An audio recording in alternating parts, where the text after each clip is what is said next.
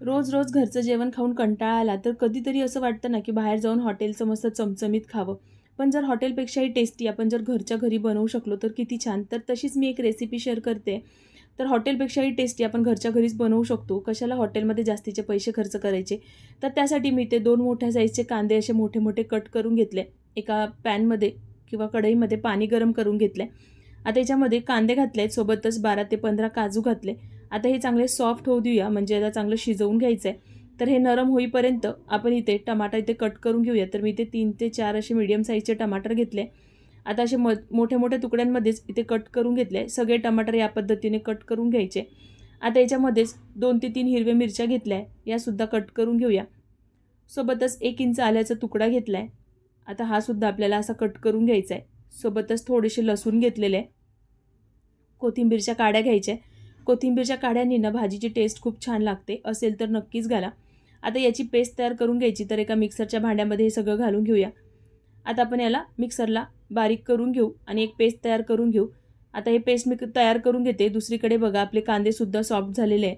आता हे सुद्धा थंड करून घ्यायचे आणि याचीसुद्धा आपल्याला पेस्ट करून घ्यायची आहे. तर आधी याला थंड होऊ द्यायचं. गरम-गरम पेस्ट करायची नाही आहे. तर मस्त असे सॉफ्ट आपले कांदे आणि काजू झालेले आहेत. थंड करून झाल्यानंतर एका मिक्सरच्या भांड्यामध्ये घालून याचीसुद्धा पेस्ट तयार करून घ्यायची आहे. तर तुम्ही माझी रेसिपी कुठून बघताय ते मला कमेंट बॉक्समध्ये नक्कीच सांगा. आणि रेसिपी आवडली तर व्हिडिओला लाईक नक्की करा. तर बघा आता ही आपली पेस्ट करून तयार झालेली आहे. आता ही साईडला ठेवून घेऊ. आता एका पॅनमध्ये 1 चमचा तूप घेतलेला आहे. तूप गरम झालं की याच्यामध्ये आपल्याला काजू फ्राय करून घ्यायचे. तर हलकासा रंग चेंज होईपर्यंत आपण हे काजू फ्राय करून घेऊया. खूप जास्त डार्क कलर करायचा नाही आहे. तर बघा हलका-हलका गुलाबी कलर झाला की आता आपण हे काजू काढून घेऊया एका प्लेटमध्ये. खूप जास्त डार्क कलर केला ना तर मग ते चव बदलते. तर या पद्धतीने फ्राय करून घेतले. प्लेटमध्ये काढून घेतले. आता त्याच पॅनमध्ये परत थोडंसं तेल घातलं आहे. जिरं घालायचं, 2 कलमीचे तुकडे, 5 ते 6 लवंग आणि 7 ते 8 हे काळे मिरे घेतलेले. हलकेसे परतून घेऊया. नंतर याच्यामध्ये बारीक चिरलेला कांदा घालायचा आहे. कांदासुद्धा रंग चेंज होईपर्यंत आपल्याला परतून घ्यायचा आहे. तर आता इथे बघा कांद्याचा रंग चेंज झाला. या पद्धतीने परतून घेतले. नंतर याच्यामध्ये आपण जी टमाटरची पेस्ट करून घेतली होती ना ते घालायचे. आता याच्यामध्ये आपण सगळं कच्चंच वापरलं आहे, त्याच्यामुळे चांगली ड्राय होईपर्यंत आपल्याला हे शिजवून घ्यायचे. आता टमाटर लवकर शिजले पाहिजे यासाठी मीठ घालू घेऊ.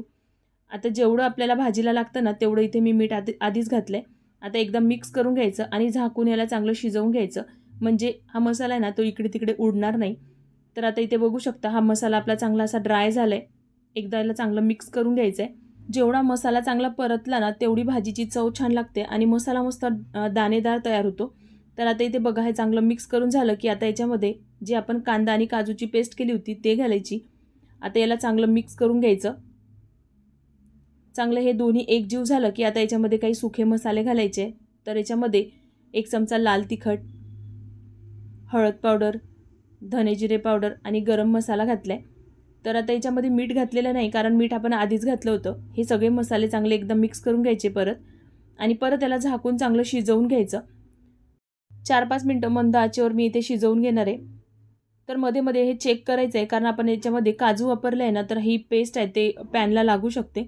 तर एकदा परत असं मिक्स करून घ्यायचं आणि परत शिजवून घ्यायचं. आता याच्यामध्ये मी थोडंसं पाणी घालणार आहे कारण हे खूप जास्त घट्टसर मसाला दिसतोय.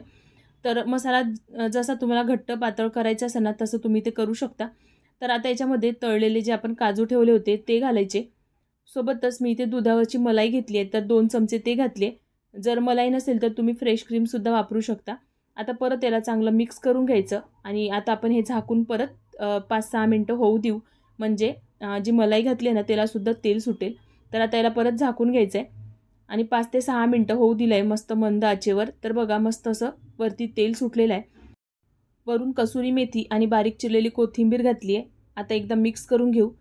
तर इथे बघू शकता भाजीचं टेक्स्चर बघा किती मस्त आलेलं आहे. तर म्हणूनच मी आधी सांगितलं होतं की जेवढा मसाला चांगला परतला जाईल ना तेवढंच हा मस्त असा मसाला दाणेदार होतो आणि चवही खूप छान लागते. तर एकदा माझ्या पद्धतीने नक्कीच ट्राय करून बघा. एक आता बाउलमध्ये काढून घेते. तुम्हाला ही रेसिपी कशी वाटली मला कमेंट बॉक्समध्ये नक्कीच सांगा. तुम्ही ते बघूनच तुम्हाला कळत असेल की भाजीची चव देखील अप्रतिम झाली आहे. तुम्ही नानसोबत, चपातीसोबत, पराठ्यासोबत कशासोबतही खाऊ शकता. अप्रतिम लागते. हॉटेलमध्ये जायची गरज नाही आहे. एकदा या पद्धतीने बनवून बघा आणि रेसिपी आवडली असेल तर व्हिडिओला लाईक नक्कीच करा. खरंच सांगते चवीला अप्रतिम झाली होती आणि घरच्यांना तर सगळ्यांना खूप आवडली. तुम्हाला देखील आवडेल या पद्धतीने बनवून बघा. चला तर मग भेटूया अशाच नवनवीन रेसिपींसोबत. Bye bye.